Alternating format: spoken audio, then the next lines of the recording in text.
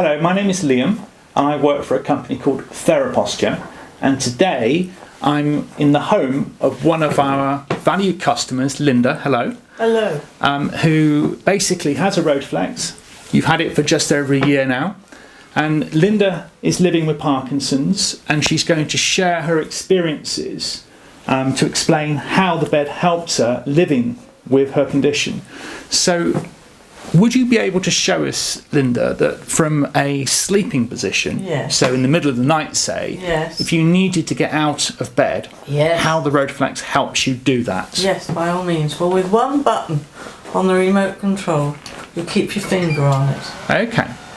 And if, like me, you're half asleep, the finger comes off the button, but if you think about it, you get the button on all the time. Okay. You move yourself around. You don't have to do anything at all. It does it for you. So just pushing that button means everything happens in the right order every time. You don't have to think about what you're doing. That's right. Yes, yeah. It does. And then, when you get down to the sitting up position, or your feet on the ground. So that's very important, isn't it? Yes, to get your feet on the ground, so you feel as if you're stable. And you sit up, and then in order to help you get up, so you're not falling forward or you don't feel safe, you just raise the bed.